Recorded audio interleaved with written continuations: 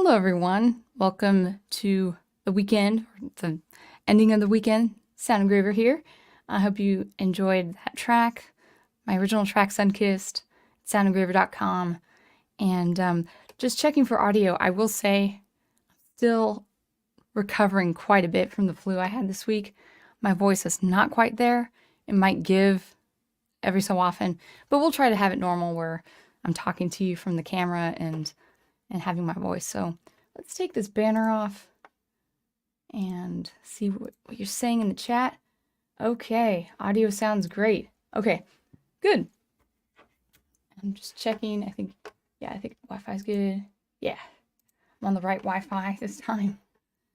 And yeah, let's see with video how that is. Okay, so hello. I'm back after a couple weeks. If I had to give myself a percent, like a percentage, I'm like at 71, 72%, not fully recovered. And we'll see how much stamina I have because my voice, I feel fine, but I actually have to speak a little bit lower, a little bit more reserved, reserve the air intake and exhalation just to keep my stamina going. So, but I feel fine. It's just I don't have a lot of voice and I could be susceptible to a lot of coughing. So I might stop the camera when I cough because my coughs are pretty ugly. They've been very, very ugly the last few days, but it's getting better. It's getting better. So I'm happy to be here. I've looked forward to this stream all day today because I just realized how much I love streaming.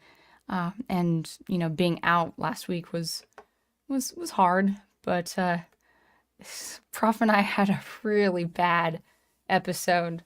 I mean, we're still recovering, and we started getting sick like a week before Friday. So it was a rough one. And I guess people have had this sickness, this illness that's lasted for 2 weeks or whatever. So we're kind of expecting that the coughing is going on. So looking clear and beautiful. Well, that's good. As clear and beautiful is good because that was not this week. So. All right, so it's gonna be a very casual conversation, in part because I didn't have the time to think about something too deeply or research into anything for like a lecture, but also I don't know how this stream is gonna go as long as my voice goes. So I don't lose my voice, but it does give. So we'll see how it is. So I do apologize if there's any difference in tonality, even in volume. So. It's all right though. But let's go ahead and welcome to chat so you guys see how you guys are. We've got Professor Geek, my wonderful husband and moderator. I love it when you discuss stories. Yeah, we'll be talking about the strange case of Dr. Jekyll and Mr. Hyde. My voice is going to crack from time to time. Just accept it. I've accepted it. Brian Gilmartin says to Professor, I certainly will be game for this conversation. Yeah, so some topics, like two main topics, is my recent reading of Robert Louis Stevenson's The Strange Case of Dr. Jekyll and Mr. Hyde. It's not going to be a book review. It's just going to be my impressions of it. I really enjoyed it. I liked it. So I'll just talk about that a little bit. And then it might be in depth. It might not be. It just depends on where my brain is going, how my headspace is. But I just finished a second play of the Super Mario RPG Remake, and I want to talk about the experience of really what it would be meaning, what makes a remake meaningful. And I think this recent remake of Mario RPG is such a thing. It's very meaningful to me. I had a deeper experience, just a better experience overall when I played it a second time. So I'm going to be talking about that. But before that, I will talk about my music just for a few minutes over a couple of things. But let's get back to the chat. My good friend Big Al is in. He wishes me a happy stream and wishing everyone a safe and happy week. Well, I feel safer now that I'm not like bedridden X amount of days. There were some days where it was just hard to get up. So it was, and nights have been rough too. Both Prof and I have not had the best of sleep, but that's okay. It's going away. Uh, let's see. Let's continue on down. Private Eye, good to see you. I think you had the same illness, unfortunately. Crystal Ashes. Oh, by the way, Brian Gilmartin is a member, so his comments will be up. Crystal Ashes' comments will be up. Ahoy, friends! Good to see you, Crystal Ashes. Always glad to have you. We've got Francisco. Woo! Good on Francisco to say that. I do apologize for my sick voice, but I won't discuss it anymore. As long as you can hear me, it's fine. And maybe I hear it different in the space I'm in than how you hear it on your devices.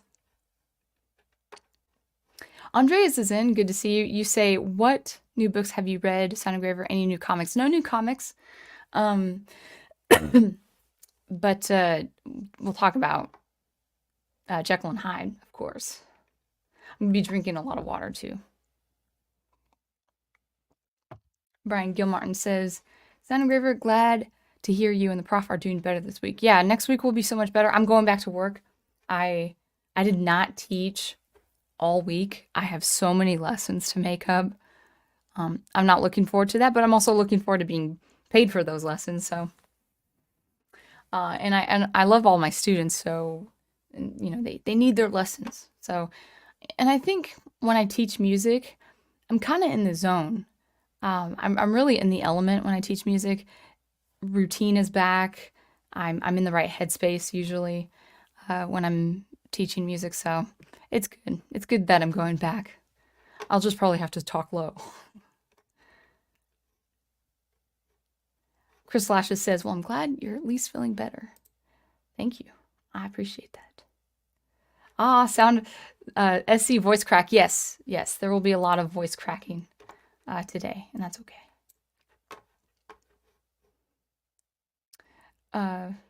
Brian Gilmartin says, haven't played many story-oriented games as of late. I'm mostly focused on Marvel vs. Capcom collection. Looking forward to playing the Punisher game since I've never played it before. I've never seen it before, so hopefully it's a good game. Crystal Ashes says, well, this is a weird coincidence. I was listening to a stream replay from several months back, and in that one you also mentioned the Super Mario Remake. Yeah, because it's actually going to be a year old as far as its release next month. So I've played it twice since its released last November. So it's been good. So before, you know, we'll get back to the chat, but before we talk about stories and games, in particular, the strange case of Dr. Jekyll and Mr. Hyde, and then also Super Mario Remake. I know they're pretty divergent topics, but it's all art. It's all entertainment. So I wanted to talk real quick, just a small announcement. It's not really a big deal, but I decided, for different reasons, I decided to pull my music down from Spotify. I don't really have a strong stance against Spotify, because I haven't really looked into a lot of what's going on. But my impression of Spotify is it's just not been good for music makers. It's not been good for musicians and composers, and I would rather reroute people or guide people to an alternative streaming platform. I'm not saying other streaming music platforms are any better or any worse. I don't know. But for Spotify in particular, it's been in recent years, especially with the incoming of invasion, if you will, of AI. Spotify is not shy when it comes to using AI technology for algorithm, for playlist compilation, for recommendations. And I don't know if this is true. I actually have to look into this myself. But I do believe Spotify has also been promoting its own AI-generated music. So essentially, that pulls people away from any potential listener experience that I may have or the other artists may have. So just on principle, I don't feel right about that. And then also just they'll do anything. That company will do anything to pull any stream of income to the artists to either big music industry corporations, big name artists, which is fine, you know, if you're a big name artist, but definitely the corporations. And then if they can even pay artists less than they do, they'll do it based on a recent bundle scandal that I had just recently seen. So I don't, I had a good listening experience with Spotify for a number of years, but I haven't really used it myself as a listener in a long, long time. And I'm actually endeavoring to purchase digital or physical uh, albums. Just if I like an album and I can afford it, I'll just get it for that week. So I'm gonna start building my own library of my favorite artists, listen to them digitally. If they have a beautiful CD or vinyl, not that I can use vinyl, but you know, if the opportunity arises where I could use vinyl, I would. I have some artists, some of my favorite artists, uh, distribute their music via vinyl, and it's good. It's good stuff. It's cool, good electronic music. So that's what I wanted to say. So I requested my music distributor to remove Spotify as a platform where my music is on. You can still hear it on iTunes, Apple Music. I'm not really a fan of iTunes anymore either, um, but, uh, but it's out there, and then it's also out there on YouTube. I have a YouTube music channel, Sound Engraver Records. That's my music channel, and then most importantly, my website, soundengraver.com, where you can listen. As it stands right now, you can listen to all the tracks, just you know, from start to finish. Maybe one day I'll condense that so it's more like a preview, so then you can purchase it. But that's a project for another time. Uh, so that's that. Um, and I'm still working on my album, or well, it's gonna be two EPs. It went from an 8-track album to two separate EPs. The first one I wanted to release like as early as this coming week, but my flu just took me out for a week. It was like a week of getting nothing done. And so it's coming. My mixes sound great. I'm actually really proud of my mixes. I'm very proud of these 4 tracks. Uh, Really, all that's left is recording violin on top of these tracks, which will be a very big challenge, and then also mastering the product. And then once that's done, I will release it to the world, and then hopefully work on my 4-track EP, the other one, and release that next month. I would love to do it back to back, or you know, October, November. So that's my music news. Let me grab some water.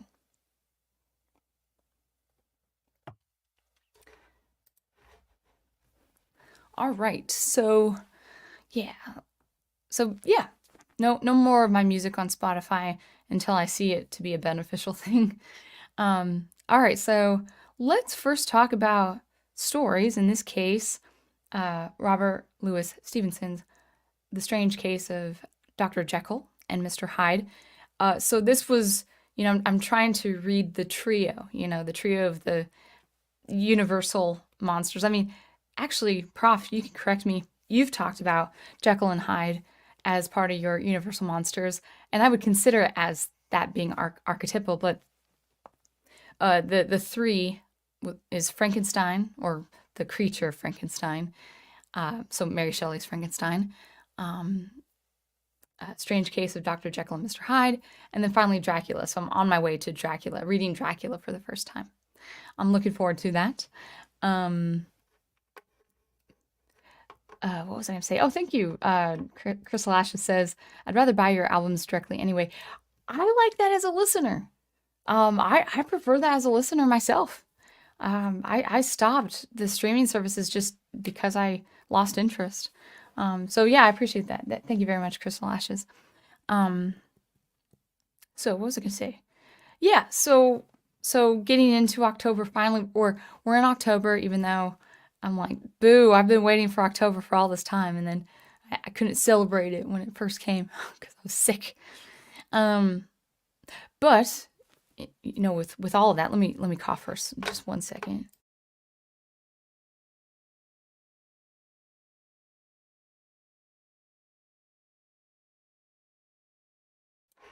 um, but in preparation for, let me just start that over because I don't think I said my sentence. In preparation for October for the season, yeah, I've had a wonderful reading of Mary Shelley's Frankenstein and Robert Louis Stevenson's Strange Case of Dr. Jekyll and Mr. Hyde. I might just say Jekyll and Hyde to abbreviate that.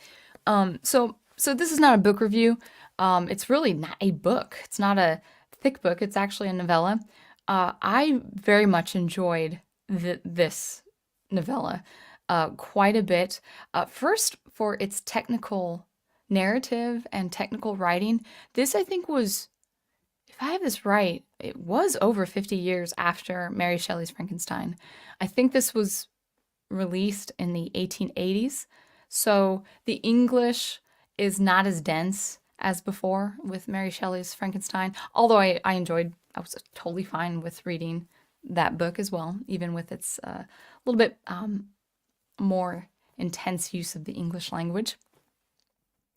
But yeah, Stevenson, I think, forgive me, like I could be losing my memory of basic things, but I think his last name is Stevenson. I know it's Robert Louis. But so correct me, Prof, if I'm not saying his last name, but I think it's Stevenson. Stevenson had a really nice technical flow. I very much liked his use of the narrator's perspective. So we're really following I'll just get right into it. We're really following in a present day perspective, and we're following the perspective of a lawyer who is honest and decent. Thank you, Prof. So Stevenson is his name. He's a, oh, I forgot the lawyer's name though. I always have forgotten okay, Prof, can you type in the lawyer's name? Utterson, I think is his name. Utterson. Hello, Scorpio Pio. What was I going to say? So we're following us with Stephen's writing of this tale, this cautionary tale. We're following the perspective, really predominantly, the perspective of this lawyer, John Utterson, as Professor Geek has said. And Utterson, I first of all, I just love the language. You know, Stevenson introduces Utterson as someone who might have kind of a disposition that is a little stern, not cold, but just a little bit more stoic. He's a lot more practical. He's a lawyer. He wants to make sure everything is done right. But for that, he has also a good reputation. You know, people have good rapport with him, and he's well liked, and he likes being with people. He's not a socialite outright, but he's just a very nice, amicable professional, or doctor. No, lawyer. I guess you can call him doctor, but we'll just call him John Utterson. And I like how Stevenson described Utterson. It's an old-fashioned way to describe the character, but it made me like the character. It made me like to be with the character, or be in the character's perspective. Now, unlike Mary Shelley's Frankenstein, where the narrative is really drawing from events of the past, where Frankenstein is recounting the horrific tale of his misdeed and his pursuit of the monster to this sea captain. This is following a present day perspective. The time is the time of these events, these mysterious goings of Mr. Hyde, Edward Hyde, this young, very disturbing, unsettling young man. Well, people are seeing him in present time. So this strange case of Dr. Jekyll and Mr. Hyde are happening in the present, and we're following it through the perspective of this lawyer. Now, unless it's with a letter or some kind of legal statement, we're with Utterson the whole time, but sometimes we are with a doctor colleague of his who unfortunately has a sad ending after he encounters Jekyll and Hyde. And then Dr. Henry Jekyll himself, which was a wonderful cap, and it's final closure to the novella. If you want to read the novella, I mean, I read it at I listened to a wonderful audiobook version of it, and it was I read it kind of in the speed of like 1.2, just a little bit faster than the original playback speed. Um, and that's in its at that speed, or even at the original speed, it's like 3 hours. So it's very much a short read. So you can get it done in like a night or two. Um, and of course, of, in addition to really liking the technical use of the writing, the language, the narrative, the flow, we do get a good glimpse of this this current present day London. I think in the 1880s. I think that's what the when the book was released. So I think that was the contemporary timeline. But Prof can correct me if I'm mistaken there. So you do have a very, I mean, if you've seen artwork, if you've seen film of that time, if you've seen historical adaptations of that kind, whether in film or literature, you already have a good sense of how things look. But Stevenson paints the landscape and paints the mood very well. Something's not right where, the present day events really do start with this towering, if I could say that right, this very tall black house with like closed off windows in the lower floor and these curtain windows in the second floor. And it's a very formidable building. And Utterson, the lawyer, his friend, his social companion, is talking about the house and saying, "I've had these, I've seen this strange occurrence, and then he relays how this man, pretty much without any regard or any care in the world, tramples over this little girl who was just kind of playing or running around, and she screams in pain, and then all the events happen. I won't get into the detail, but I love the theme. I love. I mean, I've talked about it before, but I love the archetype that is the shadow, and with like I never read the book. I never read before this. I never read The Strange Case of Dr. Jekyll and Mr. Hyde. But if you grew up when I did in the 90s, you had cultural references to this character, the duality of this one man, like everywhere. And and especially in places like Warner Brothers, like you know, I know Bugs Bunny did at one point refer to this story, probably in different iterations. Also, things like Tom and Jerry. I mean, all these cartoons, these old classic cartoons, maybe even old classic sitcoms would have references. Obviously, Scooby Doo, like there would be these references to this story. So I always knew who Hyde and Jekyll were, and I always knew they were the same person. But the mode of suspense in the story was more, okay, how is this lawyer going to find out? And, he does not find out until quite late in the events, unfortunately, at the passing of Mr. Edward Hyde. And of course, it's to be known that, Henry Jekyll died as Hyde, before he could be overcome, before justice can overcome him, with like the things like the police and law and order and all of that. Obviously, if he's taking some drugs that are not good for him, some chemicals that are not good for him, he's gonna die. But I love the shadow archetype. I love the dual nature that somewhere in our unconscious, even if you're a good, decent person, somewhere in the unconscious slipping into the subconscious, maybe even presenting itself in the conscious, somewhere somewhere emerging out of that is a beast or a shadow, an ugly side of you that maybe you can't tame, maybe you should fear, because you're going to be at this constant war, at this constant internal conflict. So you have your good side, you've got your bad side, and the most important thing is to feed the good side and starve the bad side. Now, with Dr. Henry Jekyll, this is why it's this horror cautionary tale.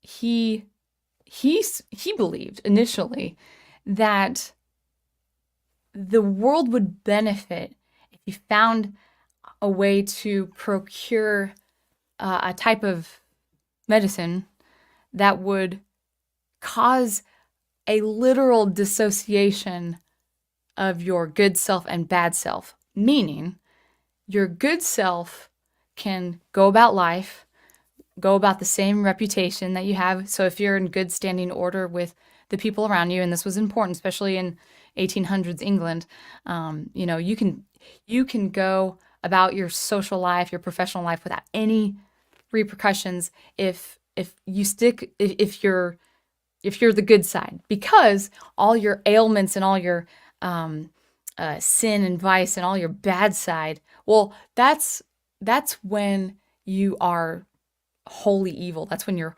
wholly bad and you're out to, do murder and injustice, but your good side can't be blamed.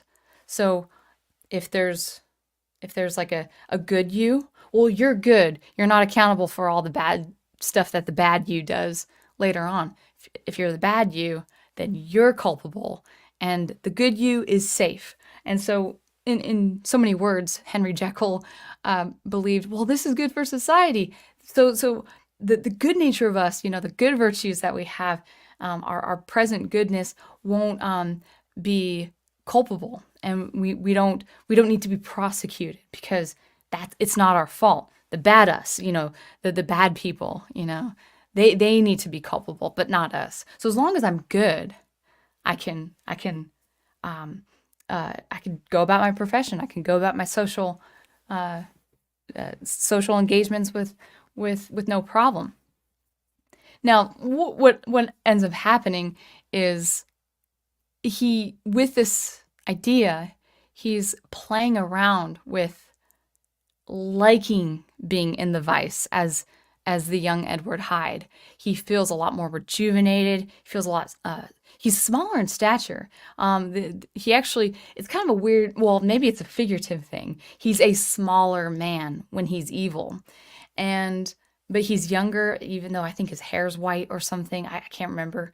But he's a younger man. He's a lot more robust, but he's wholly evil. But he remembers, even in this elemental state in his mind, he can still cognitively process how good it feels, how ravishing this new persona feels.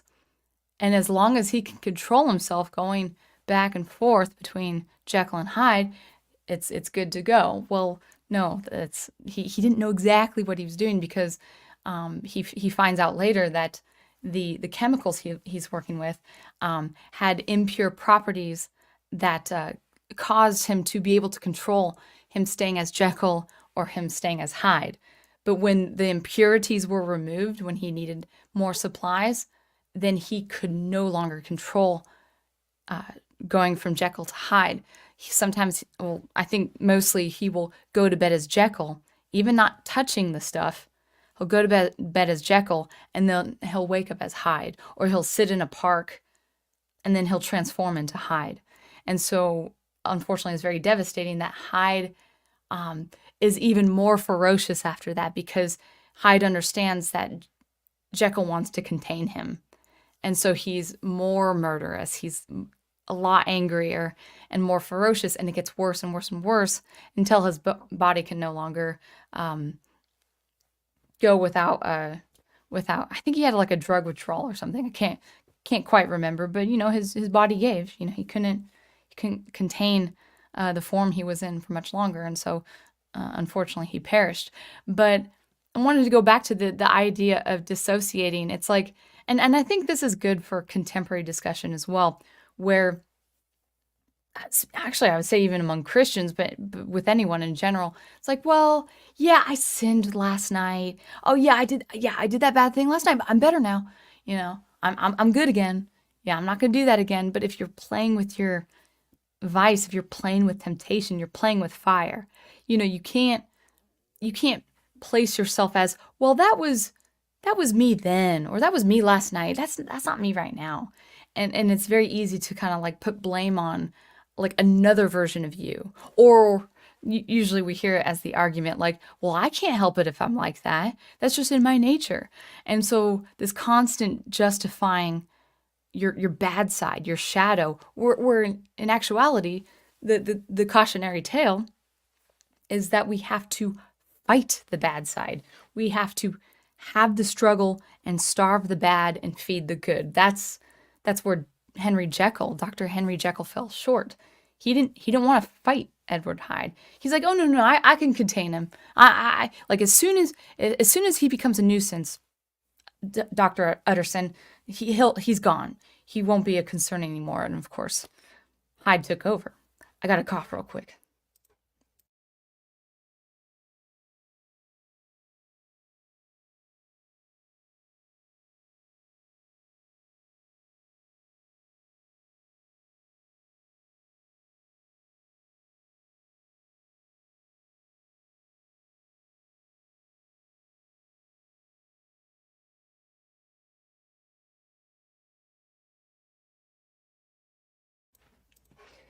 All right, I think I'm good, but that was a really bad cough. um, so yeah, that's my impression. I really liked it. It's for your Audible book purposes. It's under 3 hours, about 3 hours to get through. Perfect novella for the October season. I'm very strongly attached to the idea of the shadow. I think it works great as a cautionary tale. And it is something that I've actually explored this with my own speculative fiction. It's something that we really need to consider. Like, and there've been obviously modern interpretations of dealing with your shadow. And every time I've seen that done, it's like, yeah, I like it. I like it a lot. So that is Robert Louis Stevenson's The Strange Case of Dr. Jekyll and Mr. Hyde.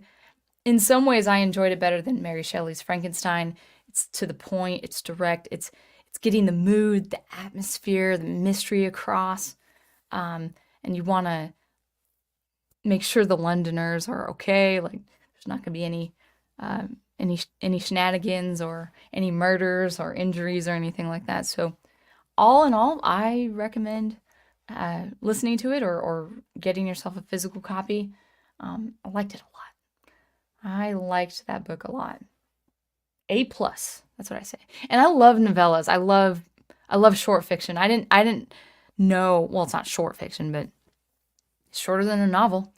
I didn't know it was that short. I was like, it's like I've waited until like my late 30s to read this very, very short book. So anyway, let's see what you guys are saying. Private Eye says, only in the shadow knows. Crystal Ashes says, oh, the Bugs Bunny cartoon where he encounters Jekyll and Hyde is hilarious. Yeah, Warner Brothers did a very good job going back to those cultural stories.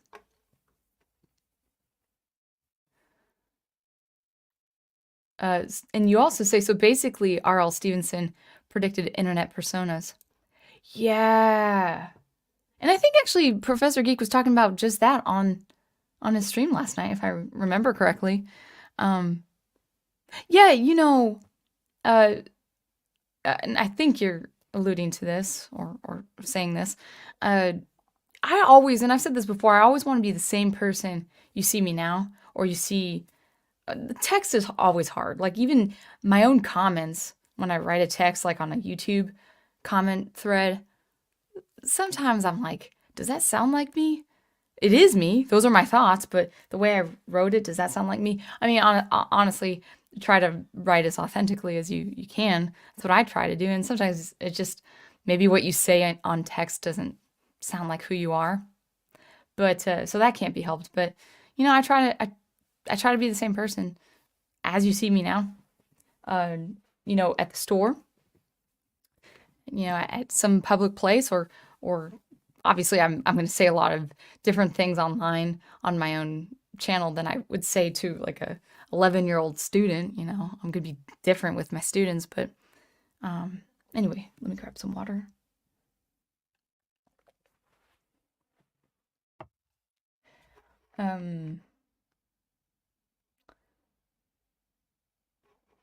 Brian adds to that.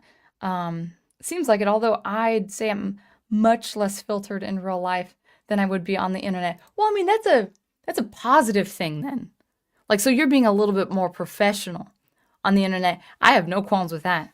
In fact, I feel like people should be more professional on the internet anyway. Because it's very harder to read someone being devious. And yeah, I have shortcomings too. I can get snippy and angry, and maybe people will say I'm too um, sheltered or whatever. Like, oh, this you don't like the language I'm using because you were a sheltered person, you Christian, or something like that. I've had people being angry with me just because there are things I prefer. I'm like, okay, can you not say that? And people get angry. Okay, it's their prerogative to get angry over such things. Um, so, I mean, my shortcomings might come out online too. We'll see. Or will we?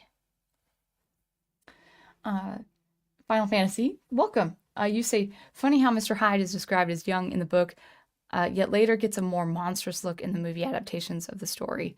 Yeah, I was surprised when I read that in the text. For that reason, I was like, oh, he's young? And it's just I think it's to signify how momentarily good you feel in your sin, in your worst state, like complete disregard of all human life around you. And it might feel good at the start, but of course it's going to distort you in some way.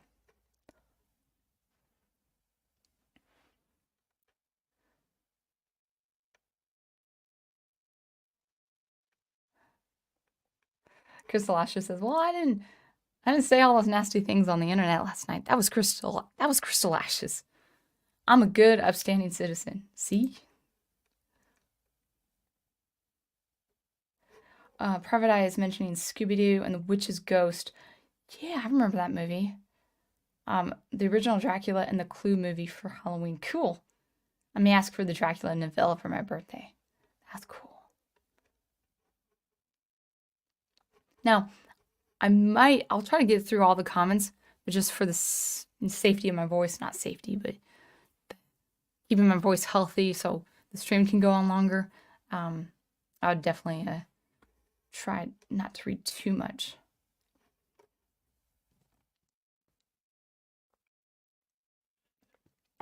Scorpiopio, the one I read is good, and it's I mean, they might have different covers, but it might be just the one version. I don't have my phone near me. I could tell you the name. Or actually, Prof, if you're listening, could you write down the version that you have on Audible? Because it's very well read. I mean, it's so good. Yeah, some of these readers, man, they are so professional. They're really, I'm gonna say, audiobook readers or Audible readers, we'll just say audiobook, who are really professional. I'm gonna say they're more talented than some, A-lister actor. So. No, okay, so I will say, Chris Lashes, sorry, I will speak less so you can end the stream sooner. No, keep the comments coming. I'll try to get through them if I can. But that was actually a safe cough. Had worse. Let's actually talk about we'll switch gears going from the story that I recently read to the Super Mario RPG Remake. So I'm a retro game player. I really just play games out, from the 90s, really. Like, I mean, 1990, I'm going to say pretty much 1994 to 1998. And that's cream of the crop for me. So, I've been, so here's the thing.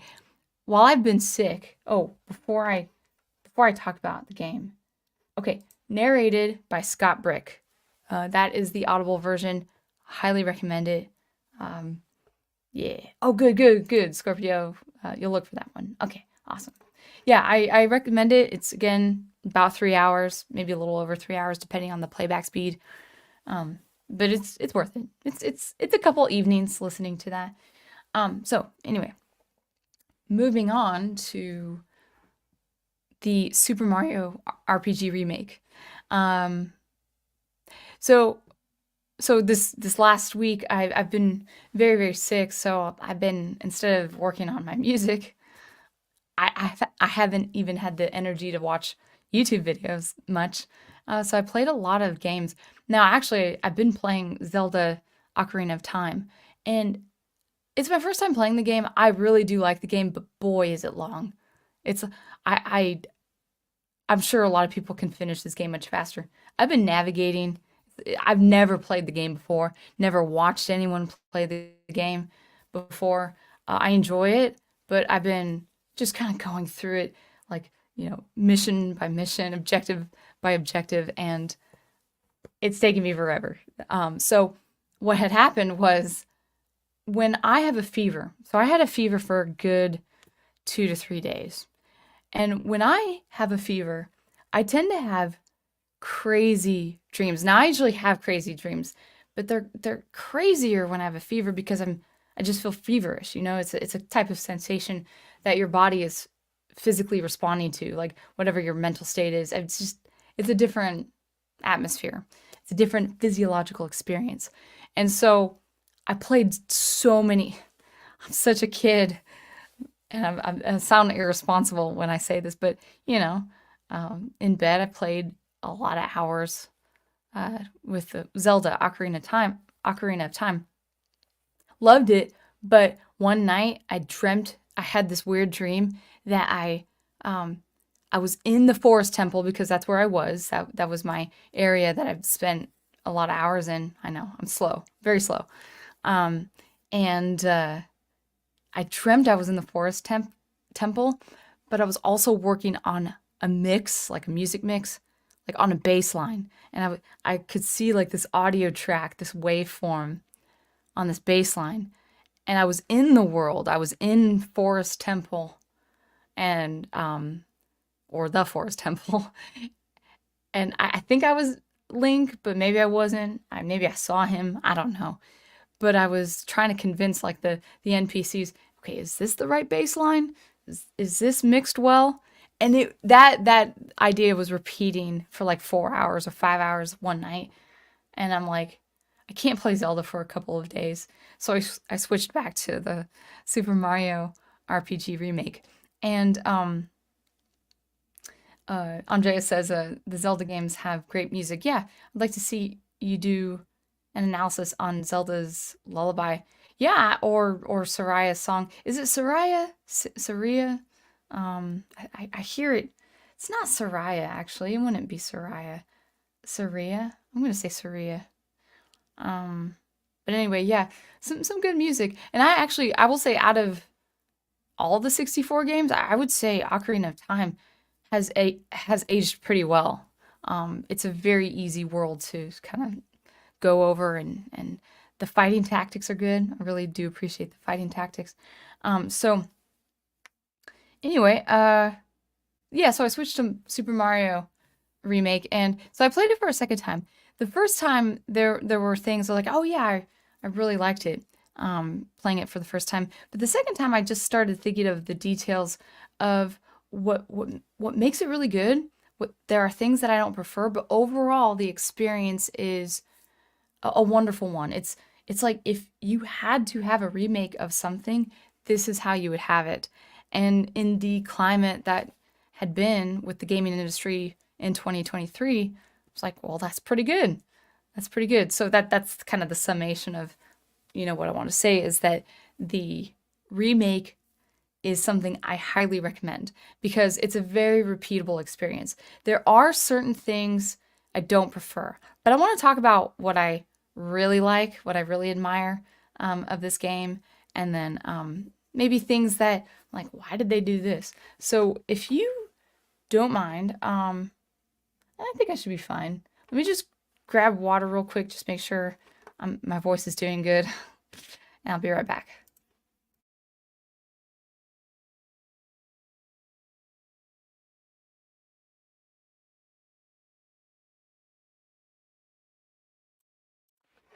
All right. I think I should be fine. So the first big thing that I want to say about the Super Mario RPG Remake is that it has the complete essence of the original game. The original game is very, very good. It's dearly beloved. It's regarded as like a high-ranking RPG game. It's historical. It's classic. It's a great game, and I will always love Mario RPG. It's a very short game compared to other games, like compared to Zelda. I I can get through a whole Mario RPG run in a matter of like 10 or so hours. And that's not doing the side quests and even so, like there's not a lot. There's not a lot of side extras, you know. And so it's a very short game comparably speaking to like other games that I've played recently. Like uh, like for instance, even the original Final Fantasy IV is a long game. Now it's a great game. I love it. It's a wonderful game. But Mario RPG is very simple. It's very straightforward. Just go around this map, or let's see, yeah, that way for you guys. Um, and so there's a it's I just love it so much. Uh, Now, the story is also very good. It's a very good arc, a very good story about, the mission of Mario, Princess Peach, a couple other playable characters, and also Bowser. They all team up to defeat a common enemy, a bitter enemy that is named Smithy, and it's got a lot of heart and soul to it. Now, the original game has a lot of good chemistry between characters and character exchanges and dialogue, and I love it. The remake, they do add dialogue.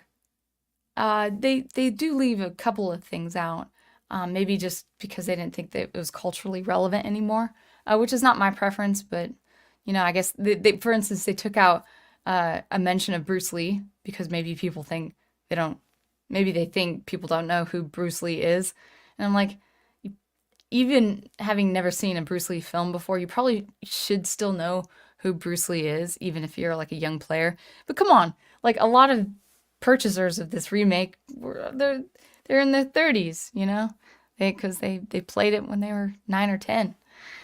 So I'm away from my mic, so hopefully I'm being clear. But where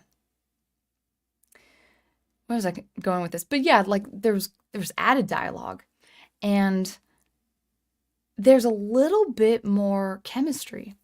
I would say with the Mario remake, there's a better chemistry between the characters, better exchanges between Mario, Peach, and Bowser, Mario, Peach, and Geno. Guys, okay. I'm gonna say Geno. I think the world names him Geno.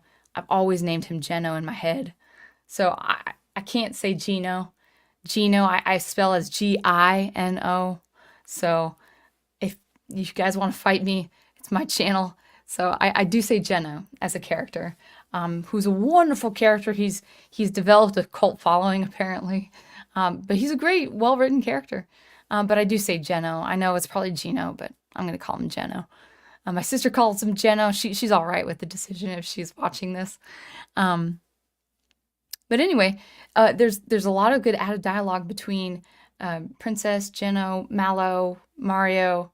Some good chemistry, some good funny moments between all of them, and that betters the camaraderie in the story. Now it was already there in the original, but there's a lot more heart. There's a lot more. I would say more. It's simplistic, but it's still an emotional investment with the characters that the original sort of has, but like it was just improved in the remake. So that I really, really appreciated. There's some exchange between the playable characters and the non-playable characters, and it's just a better experience. So that actually betters the story. It betters the stakes of the story. You feel more at home with places like the Mushroom Kingdom or Moleville or Rosetown or something like that.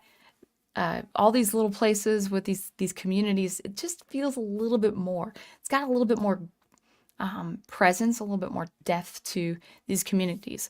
So the story, as good as it was in the original, and they didn't really change anything, they just bettered it. They kind of cushioned it in a good way. There's no extra fat. It was all neatly trimmed. It was nice and tight. But there's a lot of sweet moments. There's even a scrapbook. I need to finish reading the scrapbook actually, where Mallow, the Cloud Child, you could tell he already likes Mario in the original, but he pretty much looks up to Mario like a role model. He so they changed it. I forgot.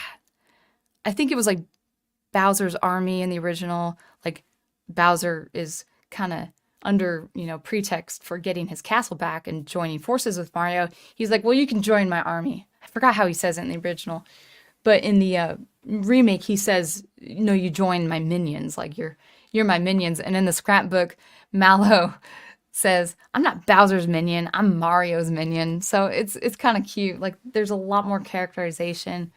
It works really, really well.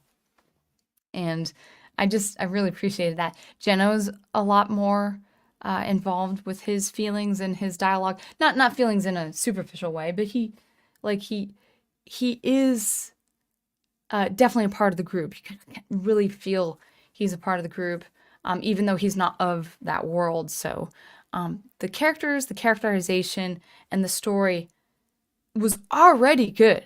It was already A plus, but it's like A plus plus. Like it's just wonderfully improved.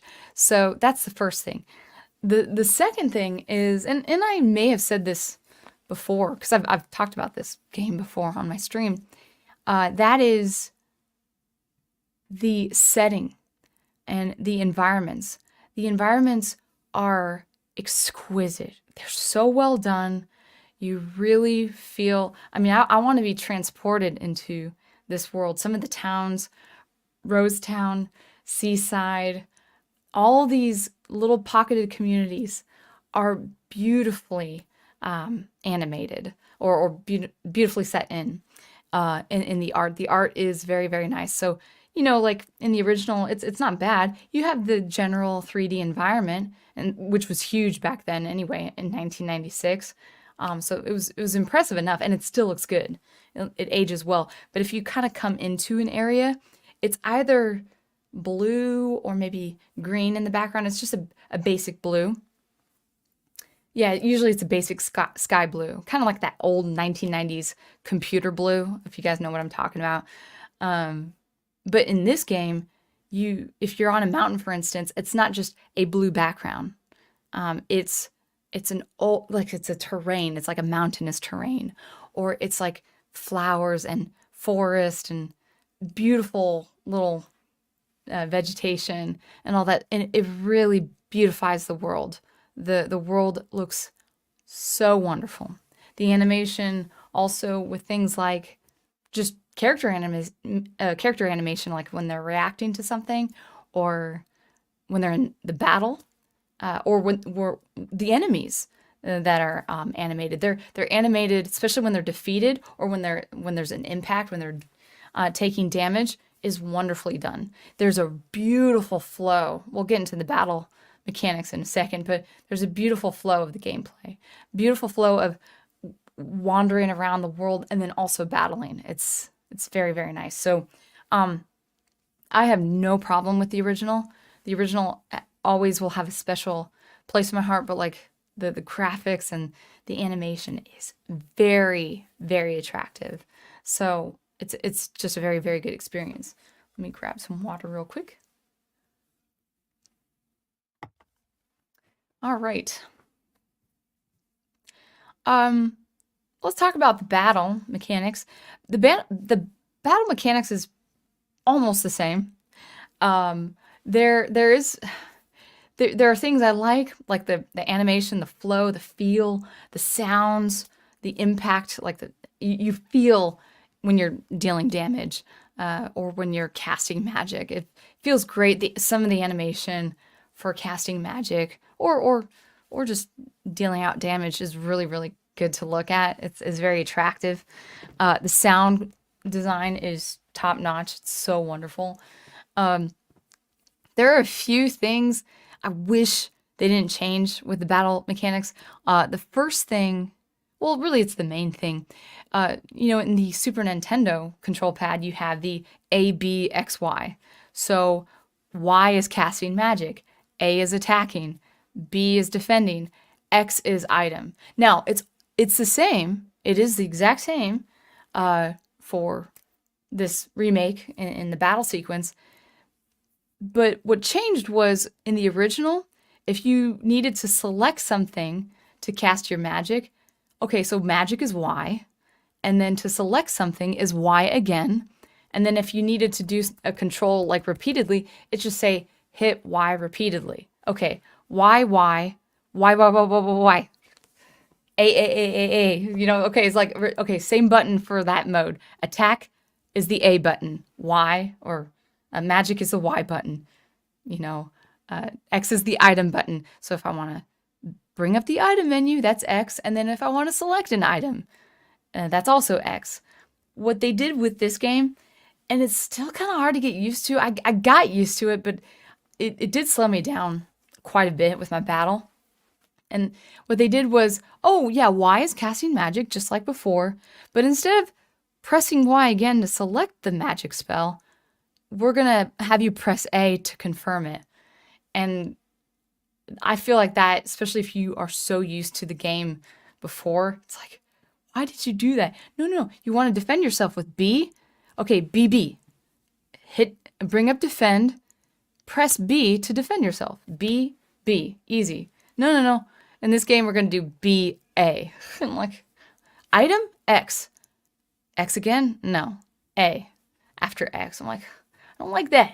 I don't like that. So that was one of the things that it's a particular thing of mine, but I was like, oh, that's too hard.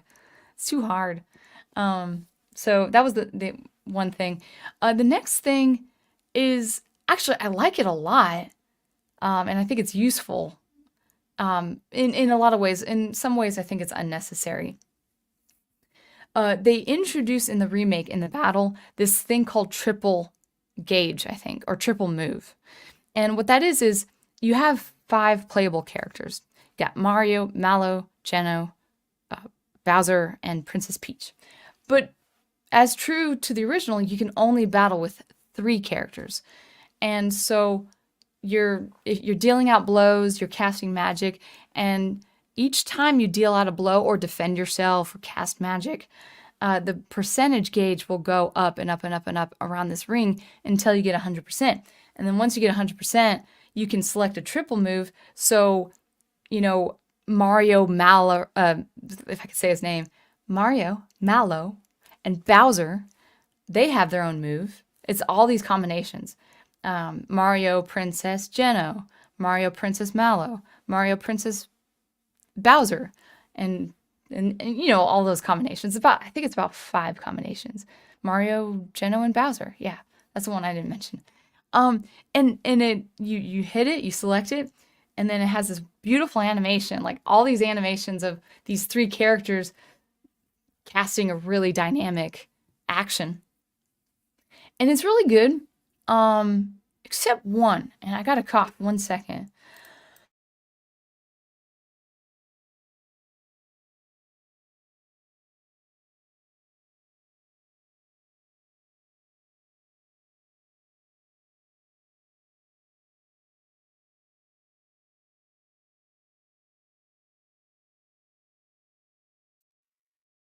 I think I'm better. Okay.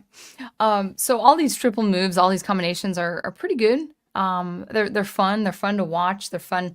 The animation from going from like an actual cartoon animation of these characters to the animation that's the battle platform is really, really great. It's fun to watch all the time. There's one move though, and that's the triple move with Mario, Princess Peach, and Mallow. And it's fine. It's okay. But okay, so Mallow and Peach, they're really the white mage characters. They do cast their own magic. but they also are the healers of the group. And their triple move is casting this kind of Mallow casts this rainbow, and then they're shielded with so much healing. And it's like once you have, honestly, okay, once you have Princess Peach's group hug, that's her magic where she hugs everyone, figuratively, I guess, and everyone's, you know, health goes all the way up. Once you have that, you don't need any other form of healing. Like sometimes, unless you're with some other party member, you're not really using mushrooms unless you absolutely need to, or unless you're like doing the whole off-world thing, or you're on the world, overworld. Like you're in an area and then you can just select a mushroom and top off a character's health. So some of the triple moves, well, no, well, I'm gonna say probably that one alone was unnecessary. Mallow can heal, Princess Peach can heal, and so when they're together, they can heal like 10 times. It's uber powerful, but it's uber powerful, but it's not necessary. It also, in some ways, and this is one of many. I won't go into the details, but this is one of many things. If you really look into it, it's like, well, actually, that makes the battle way easier than it needs to be. I'm not saying the battles are easy if you choose the harder mode of the game, but the battles can actually be a lot longer, a lot more, I guess, long suffering. I'd say, uh, if you didn't have so much of that healing power, for instance, there are other examples of that too, where it renders the battle not easy so much, but it's easier because that's there. Now you don't have to use that if you don't want to, but you know, once you use the triple move, then the 100% goes down to 0. You might want to use the triple move for another cast of characters. But all in all, the animation is really fun. They also have they added like a special enemy in the battles that it was like, oh, if you defeat this enemy, then you can get a frog coin, which they put a lot of emphasis on getting frog coins, which it's I found unnecessary, just for special items that, okay, you can get it if you want. You don't really need it in battle if you don't need. And overall, my one, it's not really a gripe, and then we'll get into the chat. My one overall complaint is the remake is beautifully done as it is, artistically done as it is. They do try to hold your hand a little bit too much. For instance, like battles, I think, are a little bit easier. Mallow, who is a magic caster, is very physically weak in the original game, and people say in articles that he's physically weak in the remake. That is not true. He's actually quite strong if you level up correctly. He can be physically strong. He has he has a weapon at the very end that is actually pretty good.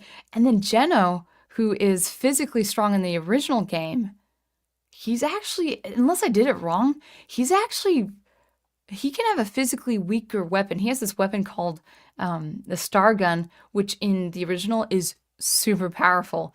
And then in the remake, it's like, meh, we're all equally strong. And it's like, I wanted Mallow to be more, I would say, stronger in magic, because that's his role. And then Geno stronger in the offense. And unless I did something wrong, I think they kind of level the playing field there. And it's like, you're not really supposed to. Bowser got horrible weak defense. That was probably my fault. His defense was really low at the end of my game last night. But anyway, but so they're kind of leveling the playing field, kind of making sure, okay, each character can still be pretty strong. They were pretty faithful to Princess Peach kind of being the weakest link. I mean, her attacks aren't that great, but she can heal. Her magic's okay. What was the other example, though, for holding your hand? Yes, in the original, you can actually waste items by accident. So let's say you have a character who has perfect health and then an ally who has 0 health, and or like like a small percentage of health, and so you want to give them an item that will replenish the health. Well, in the original game, if you accidentally hit the person with the best health, that you're out of luck. You won't get that item back. They won't let you do that in the remake. You can't make that mistake, which is like, oh, that's kind of nice that I can't like the characters who are topped off with their health, they're grayed out, so you can't use that. And so I'm like, oh, okay, so I can't have that accident happen, I guess. But like, well, what if I wanted to make that accident? Meaning, like, why did you need to kind of secure it? The other thing too is if you use an item in battle, you can sometimes, every once in a while in the original, you would get a freebie of that item, which is great. But it happens a lot in the remake. So you don't really have to shop a lot, or you don't have to use your sources wisely. But other than that, like the overall experience has been is just a crazy, not crazy. It's been a deeply rewarding experience. So I would say Super Mario Remake, if you're to remake a game that you love, because the original is 100%, it's A tier. That I will say they did a very very very nice job. My final comment is the music is a hit or miss for me. Most of the orchestration of the original music is very very good. Um, Shimamura, I think, is the original composer, but I can't not remember her last name right now. It's okay, foggy brain from the flu. And I don't remember the orchestrator for the new game. So the original synths and all that stuff from the original game, that's been kind of touched up with actual orchestra, if not real players, some very convincing sound samples. But some orchestration of the original soundtrack was over the top. If you know the game, Kiro Sewers is like this organ with this mysterious, um, chimey synth in the background. It's very easy to go through that world with that music in the original game, but in the new game, they added this really dense chorus effect, not chorus effect, I'm sorry, choral, like singers. Um, and it's too much. I actually mute those areas because it's just too much to for me to process. I don't like it. Like, why didn't you keep it simple? World Factory music is one of my favorite original soundtracks of any game, but definitely Super Mario. Beautiful, just awesome, industrious synth sounds, like industrial music. Like something that sounds out of like machinery. Factory music, right? The original is really, really good. The factory music is really good. I think it's called Weapon Factory. I think that's the soundtrack. In the new game, this person, this orchestrator, took out the string synthesizers of the original and just put string samples. Now, this might be a sidebar. I'm going to go on a slight rant, just a little bit. Here's the thing. I think the original sounds way better because of the synth sounds. I think this could be a common misunderstanding where people say, oh, well, they used synths back then because of the limited capacity, the limited processing. They couldn't use actual string sounds, but they meant to use string sounds when they were using string synth sounds. And that might not always be the case, because in this case, the original string synth sounds sounded great. But then when you translate it to string instruments like of the orchestra, it's not bad, but it's not as good as the original. You should never assume that orchestrating something out of a string synth sound to proper orchestral strings will make it sound better. It'll make it sound different.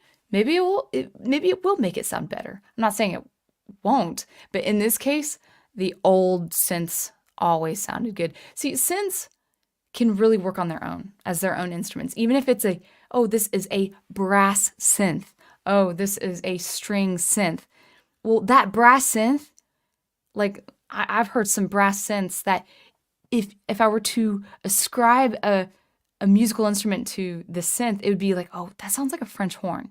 But it has such a sonic color and quality. It's like I wouldn't want an actual French horn player to redo that melodic line because I love the sound of that synth that sounds brass, that sounds like French. Well, French horn is a wind instrument. So, sorry. That's well, let's say trumpet. It's like, oh, I love that sound, but that sounds perfect for synthwave. I don't want a real trumpet for a synthwave track, you know?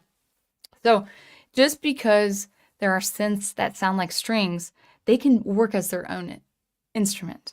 That's just my take as an electronic music composer. So there were some score changes that I do like. Some really worked, but some didn't. Forest Maze, the soundtrack is such a classic, and I think the old synths sound better than the new synths, or the new orchestration. So the music, I would say, the creative changes for the music, I'll probably give it a B. It's some things sounded great. Some things sounded a little too much. Like there's a lot of interplay. Uh I'll just use one more example. Smithy. Okay, the big boss, the boss at the end. He has two stages of fighting. The first stage, he's in one form, and his music is very much driving. It's the industrial sound. It sounds great. And I will say the reorchestrating of the first stage Smithy boss fight, A plus. Chef's kiss. Uh, it's very nice. I like the old version, and I like the new version, just the same. But the second stage, when they descend into this kind of hellish landscape and beat him in his final form, the original has just a lot of driving percussion, and it's almost meditative in a way because you're just fighting, you're just, you know, dealing out blows against the final fight or final boss. And so you're not really thinking about the music. It kind of is absorbed in the background, even though it's really, I like it a lot. I like it as a final boss fight, especially for Mario. The reorchestrating of it, it wasn't bad. At first, I'm like, oh yeah, I like this. Sorry, one second.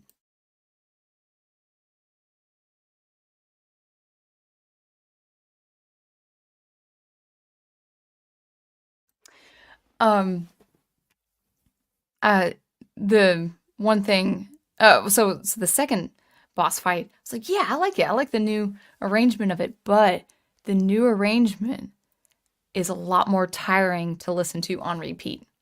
It's just it's not a good repetitive loop.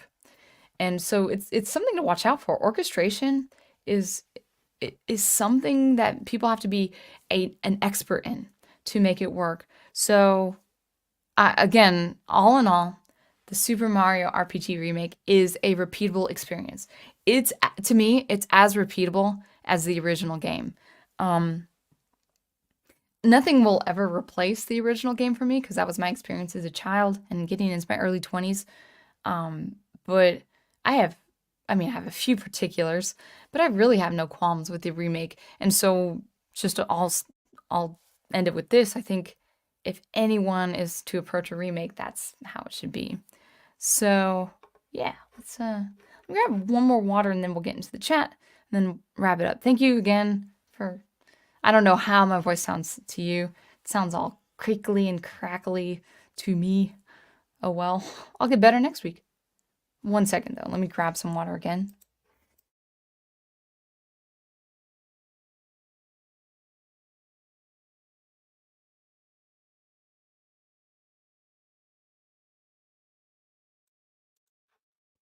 Actually, let me do one more thing. I'm gonna close the door real quick.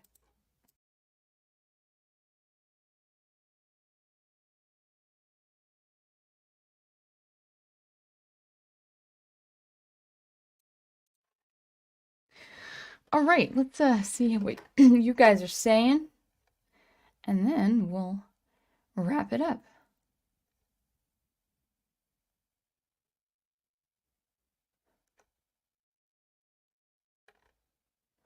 Let's see. Okay, so Brian is saying this is important.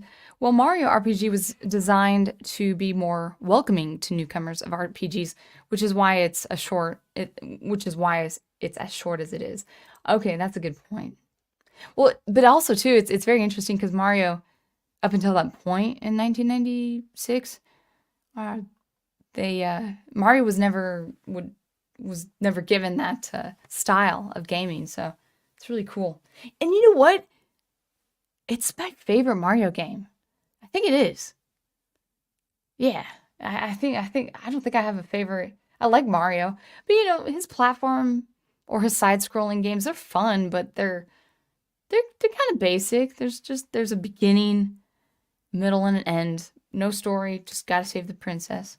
But Mario RPG, man, it's good. I know there are so many Mario games out there.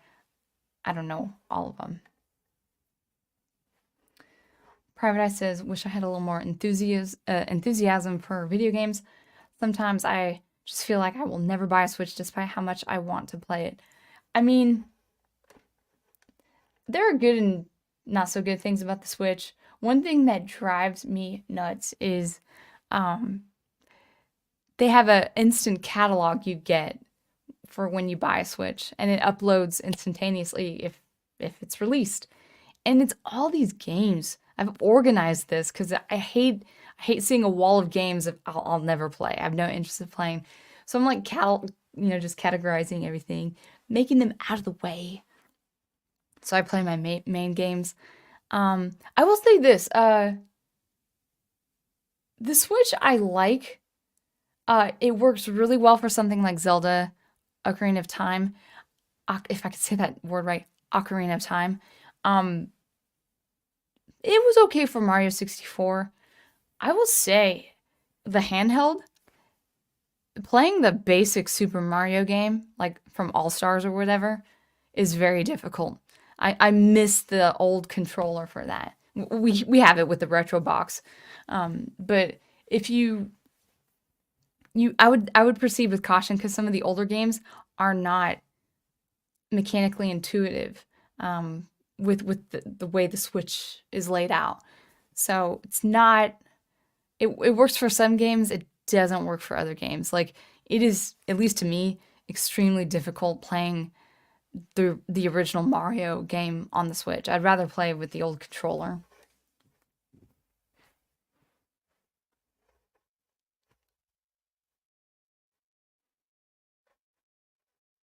Andrea says, "Huh, I don't know, Sound Engraver. I don't know if the young ones know who Michael Jackson is. We are too old. Gotta know Michael Jackson. I mean, you don't have to know all his songs, but you have to at least know what his music sounds like. But then again, I really don't know what Taylor Swift sounds like, even to this day, even as she is so famous. Yeah, Crystal Ashes says, remember to stay hydrated. I've been drinking so much water this week. Andreas asks, will you ever play Wind Waker or Twilight Princess? I'm not sure. It just depends on what's available. I think what is available on my Switch is Majora's Mask, so that'd probably be something I'd play in the future.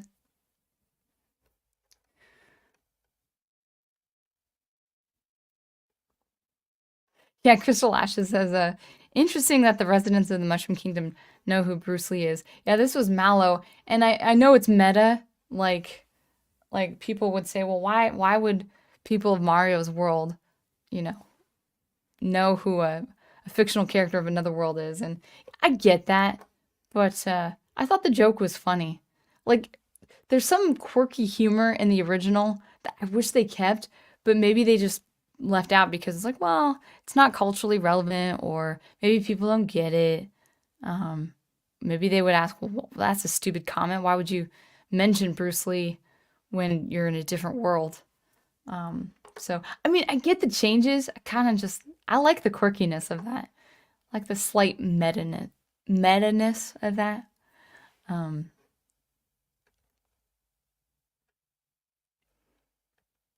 on yeah, on the Switch, the whole Switch Nintendo thing. I'd have to actually look up how to set that up because my prof did all that for me.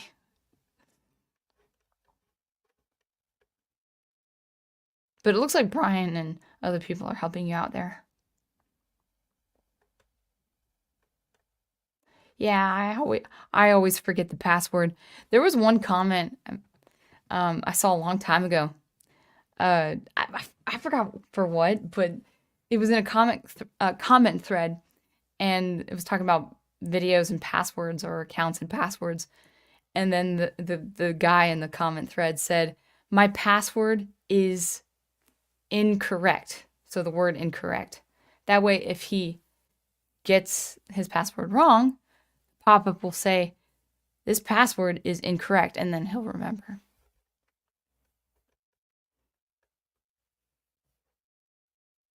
By the way I say jokes, tell you jokes, because I can't tell jokes because I can't really receive them that well. It's slightly autistic. Um, Thank you, Stunning Brave Megatron, for that. World's best uncle has returned. It's always good to have you. Good to see you. Brian makes a good point. Unfortunately, a lot of modern games treat you like a baby, which is one reason I've been seeking out older games. In particular, I got Ninja Gaiden. Is that how you say it? Or Gaiden 3 for NES a few months ago. Let me tell you, the game is brutal. Some of the really old games, it is near impossible. Yeah, I would say.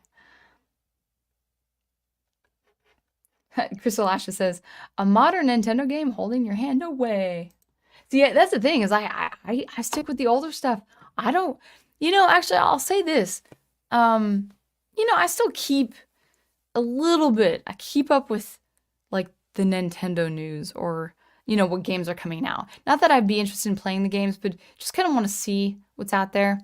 And what's his name? The main creator for Final Fantasy. Sorry guys, these Japanese names are escaping my brain. But the original creator of Final Fantasy, I think, is releasing, if he's not already released. Uh, what was it called? Fantasian Neo Dimension or something. Which sounds like a cool name. I took a look at it. Like I took a long look at it. I was looking at it and I'm like, the reason why I looked at the game in the first place, well, first of all, my reaction was, that's my reaction. Now to my point, the reason why I looked at it was the creator said it's very much inspired by Final Fantasy VI. I love Final Fantasy VI. It's not my favorite Final Fantasy, but it is a good one. And so I'm like, oh, okay, let's see what a modern take of such an epic would look like. And I saw it, and maybe I saw pre-production samples, but I was not impressed. Um, it looked like not even post-production stuff. So I could be mistaken. Maybe they were just doing, demos just to give you a taste of what potentially, but the worlds did not look good. But I could be mistaken. So even with original creators of something like Final Fantasy, I proceed with a little caution because it's like even with all the technology for all the beautiful animation and gameplay mechanics, I'm like, it might not be right. There's another game I think that's coming out if it's not come out already, and they said this is going to be the next Chrono Trigger, guys, and to me actually it looked really good. The animation was beautiful, but it was almost frame by frame Chrono Trigger. The same, like, well, different characters, obviously. It's not in the Chrono Trigger world, but it's like, oh, 3 playable characters flying on pterodactyls. We saw that in Chrono Trigger. Oh, a robot character. We see that in Chrono Trigger. A girl with blue hair who looks like a sage. We've seen that in Chrono Trigger. And I'm like, are you saying you're inspired by Chrono Trigger? Or are you just taking images from Chrono Trigger and just kind of making it your own? It's like that doesn't sit well with me. even if the animation looks really good, it doesn't sit well with me. Andrea says Majora's Mask is good. Good. I'm looking forward to it. Yeah, Crystal Ashes, you say, I forgot to ask, have you played the Paper Mario games? I played the first one, the original one. And I'm gonna play it again for my prof, because sometimes we'll just take turns playing. I'll watch him play his game. Maybe he'll work on something when I play a game. And I did it just by myself, just to kind of see. So the original one, I really do like. Um, it can be very challenging. It can be like you do feel the grind a little bit, but it's quirky. The story, there's a lot of humor. There's just a lot of good things about that game. I really enjoyed the Paper Mario. The next one I would want to play in the series is the Thousand Year Door, but the original. I saw some stuff with the remake that I'm not too happy with, and so and it looks good, like just like with the Mario RPG, it looks good, but like the environment changes. I was like, oh, that's pretty. That's cool looking. Yeah, that looks nice. I'll play the original because I think they made some content story changes that I'm not too sure about. So that would be the next one that I'd play.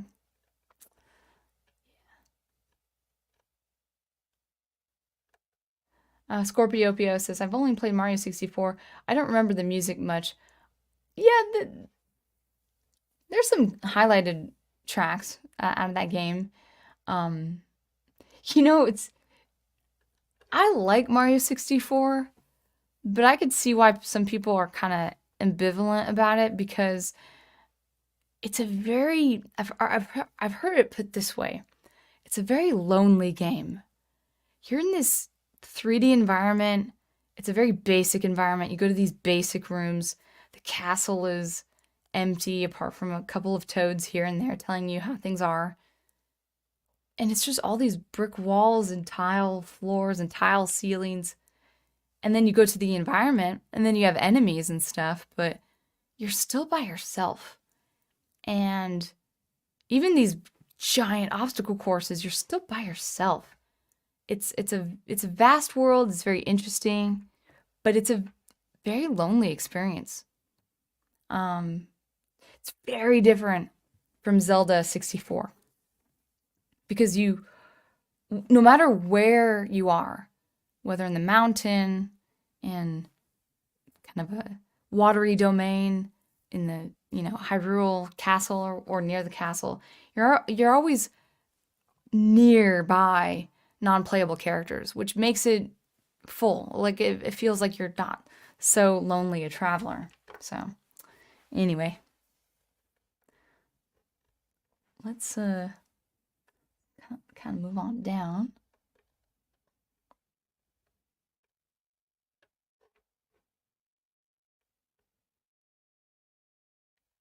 Password is password. Combination is 1, 2, 3, 4, 5. Is that a Spaceballs reference? I saw like only a few scenes of that movie. Hello, Emil. Good to see you.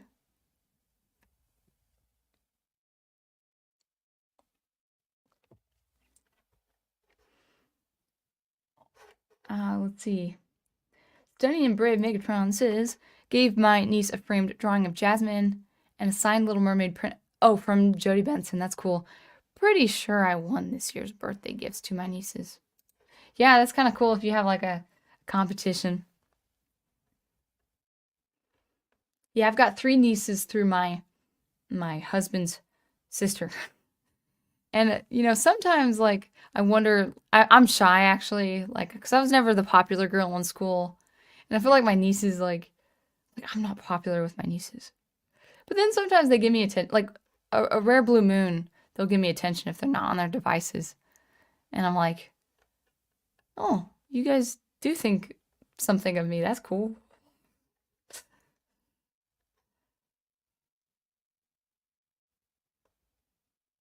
Scorpio PO says, I never thought of it like that, of Mario 64, but you're right. I don't remember many NPC interactions. There weren't any, like besides the toads. Like your interactions in that game are the signs, like the signage that tells you what to do and all that. It's very strange. Andrea says you should watch Spaceballs. It's funny and better than the Star Wars sequel trilogy. Yeah, I saw it. I think it was playing at a sleepover when I was like 12 years old. So anyway, let me make sure I got as much of the chat as I could.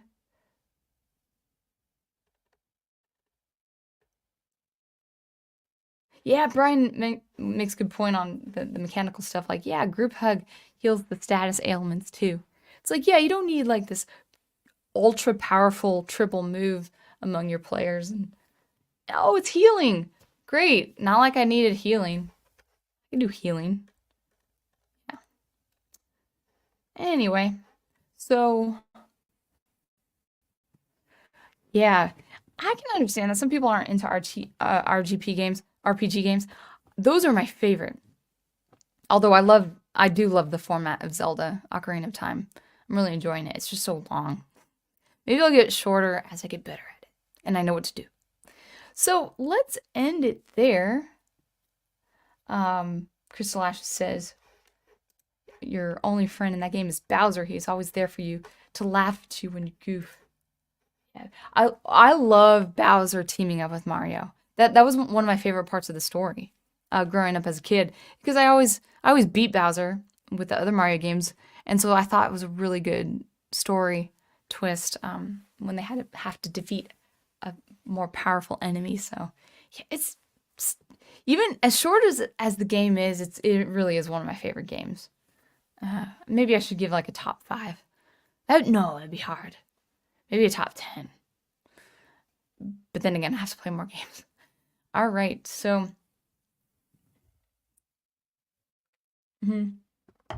Private Eye agrees. Villain teaming up with the hero is always a treat. So anyway, just kind of an update getting into this week. I'm still taking a break from doing YouTube videos. 1, I gotta recover. 2, I gotta make my album. My album takes precedence. If I'm not working, if I'm not being with family, I'm working on my album. But I'm getting back into writing and editing again. I'm losing my voice now. And so that's been good. That has been good. So anyway, I will be streaming next week. Maybe I'll have a topic. Maybe I'll have several topics. So always good to see you. Wait, I gotta put this up before I go. Your weirdo Uncle Michael's cool wife, their cool aunt. Maybe they think I'm cool. Yeah. So anyway, thank you guys so much for watching and listening. And until I see you next, keep producing, preserving, and promoting that great art you love. And I'll catch you later.